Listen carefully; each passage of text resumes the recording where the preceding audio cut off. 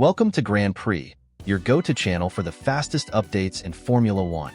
We've got 3 hot stories for you, so make sure to subscribe and hit the notification bell to stay ahead of the pack. Let's get started. Let me ask you, how do you feel about Gabriel Bortoleto's performance so far this season? Judging from the comments we've seen here on the channel, fans are divided. Some believe he's doing quite well given the limitations of his car, while others are underwhelmed, expecting more from the Brazilian rookie in these opening rounds. During the last Grand Prix in Bahrain, Bortoleto crossed the line in 19th place, later being promoted to 18th after another driver received a post-race penalty. Even with that bump, his race lacked any serious contention for points. So what's going on? In a post-race interview, Bortoleto opened up about what's really been affecting his performance, and it's not just about raw pace. According to him, the car performs reasonably well when running alone on track, but the moment he gets within a second of another car, things start falling apart. He explains that in dirty air, the Sauber loses significant aerodynamic efficiency and grip, making overtaking virtually impossible. He pointed specifically to the final laps of the Bahrain GP. He said he clearly had more pace than Lance Stroll, who was directly ahead of him. But despite being faster, he couldn't find a way past. Why? Because each time he closed the gap, the car lost all stability and downforce. It felt like driving a completely different machine, Bortoleto explained. This isn't just a case of driver error or lack of experience. It's a technical issue that stems from the car's design, particularly how it handles airflow in close-quarters racing, a crucial component in modern Formula One, where DRS trains and high-downforce circuits can make or break a weekend. When asked what his expectations are for the next races, Bortoleto didn't sugarcoat it. He was blunt. "Only a proper update will fix this," he said. Unfortunately, no major upgrades are scheduled for the next round in Saudi Arabia, which has dampened his hopes of a breakthrough performance there. That means more of the same struggles, especially in Jeddah, a track that demands a strong balance between straight-line speed and cornering stability. Despite the disappointing results so far, one thing Bortoleto does have going for him is transparency. He hasn't made excuses and continues to provide solid feedback to his engineers. That honesty and insight could prove valuable to Sauber in the long run, if, of course, they can act on it and improve the car's overall competitiveness. So, now it's your turn. Do you think Bortoleto has what it takes to carve out a long-term career in Formula One with a team like Sauber? Or do you think this technical package will hold him back, potentially costing him his spot on the grid in the coming seasons? And what about the team? Can Sauber make the changes necessary to turn their fortunes around in time to keep up with midfield rivals? Let us know your thoughts in the comments below. And if you're enjoying this kind of deep dive content on your favorite drivers, don't forget to like this video and subscribe to Grand Prix, where we bring you everything Formula One, fast and straight to the point. The Bahrain Grand Prix left no shortage of headlines, but the spotlight once again fell on Red Bull, this time not for dominance, but for internal tension and visible frustration from none other than Max Verstappen's camp. Before diving into the behind-the-scenes drama that unfolded after the race, and why this could affect Verstappen's future with the team, make sure you're subscribed to Grand Prix so you never miss an update from the world of Formula One. And if you enjoy content like this, don't forget to leave a like to support our work. Let's start with the on-track issues. From the first free practice sessions, Max Verstappen made it clear he was unhappy with the car. According to him, the RBXX simply wasn't working. It was slow, unresponsive, lacked grip, braking efficiency, and couldn't hold a line properly through corners. That became evident during qualifying, where multiple mistakes and a lack of pace left Verstappen out of position. Things didn't improve much on race day. Red Bull's strategy and pit stops, usually razor-sharp, fell apart. Technical mishaps and slow pit stops cost Verstappen even more time, and he ended the race in 6th place, unable to fight at the front. This result dropped him to 3rd in the drivers' standings, and while the season is long, the warning lights are flashing. After the checkered flag, what happened off the track may have been even more significant. British newspaper The Mirror reported that Verstappen's manager, Raymond Vermeulen, was seen in a heated exchange with Red Bull advisor Helmut Marko. Sources claim Vermeulen didn't hold back, voicing deep concerns about the team's recent direction and Max's dissatisfaction with the car's development.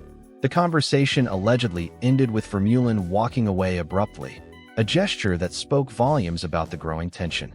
Shortly after, an emergency meeting was held within the Red Bull camp, including team principal Christian Horner, chief technical officer Pierre Watch, lead engineer Paul Monahan, and Helmut Marko. Although the official reason for the meeting wasn't disclosed, such a high-level gathering post-race is rare and suggests serious issues are at play. It's widely believed the Vermeulen-Marko dispute was at the center of that discussion. And it's no secret that the situation inside Red Bull has been fragile for some time. Rumors of internal disagreements, dissatisfaction with leadership, and a car that's falling short of championship expectations have created an uneasy atmosphere, one that could eventually lead to Verstappen looking elsewhere. More meetings are expected this week as Red Bull tries to regain control of the situation. Their main objective now is to stabilize the relationship with Verstappen and resolve technical shortcomings before things spiral any further. So what do you think? Are we witnessing a temporary crisis that Red Bull will overcome? Or is this the beginning of a downward spiral for the reigning champions? Let us know in the comments. And don't forget to subscribe to Grand Prix for more in-depth breakdowns, updates, and exclusive content from the world of Formula One. There's no denying it. The FIA has been going through a chaotic phase recently. From internal conflicts and high-profile resignations to a string of questionable decisions, the organization seems more disorganized than ever. And once again, during the Bahrain Grand Prix, we witnessed a bizarre situation that only added fuel to the growing criticism. It all started with a 10-second time penalty handed to Carlos Sainz of Williams. Yes, that's the fictional Sainz driving for Williams in this narrative during the race. The penalty was issued due to an incident involving Kimi Antonelli from Mercedes. In addition to the time penalty, Sainz also received 2 penalty points on his super license. Now, here's where things got messy. After the incident, Sainz's car was already suffering damage from an earlier collision. Eventually, he was forced to retire from the race. So far, nothing too unusual. However, post-race, the FIA released an official document stating that because Sainz didn't serve the penalty during the race, due to his DNF, the 10-second penalty would be converted into a 3-place grid drop for the next Grand Prix. Seems logical, right? Well, there's just one big problem. Sainz had, in fact, served the penalty. During the race, he pulled into the pits, waited the full 10 seconds as required, and then rejoined the track before eventually retiring. In other words, the penalty was correctly served, but the FIA apparently missed it entirely. As the racing community quickly reacted to this glaring mistake, the FIA was forced to act fast. The erroneous post-race document was immediately withdrawn, and the stewards reanalyzed the data. They finally confirmed what fans had been pointing out all along. Sainz did serve his penalty properly and therefore should not face any additional punishment.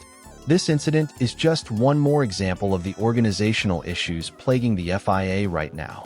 Many insiders, including former team members and even FIA officials, have voiced concerns over how the sport is being managed, particularly under President Mohammed bin Sulayem. Several key personnel have resigned in recent months, citing frustration with how decisions are being made behind closed doors, without proper process or transparency. Some have gone as far as to call the current leadership style a dictatorship, accusing the FIA of overstepping its role and making knee-jerk decisions without consulting the right stakeholders. What makes the situation even more worrying is that race day operations, which should be airtight in such a high-stakes sport, are also falling victim to these internal issues. If the stewards can't even track whether a penalty was served, it raises serious questions about oversight and procedural accuracy at the highest level of motorsport. This isn't just about Sainz. It's about the broader credibility of the FIA. Errors like this, especially when they're made public and then quickly walked back, only undermine trust in the system. When the very body responsible for enforcing the rules can't get the facts straight, it damages the integrity of the sport. So what do you think? Was this just an unfortunate error, or a symptom of a much deeper problem within the FIA? Do you think the organization needs a serious overhaul to restore its professionalism and reliability? Let us know in the comments. And if you appreciate transparent coverage like this, make sure to like the video and subscribe for more updates on everything Formula One.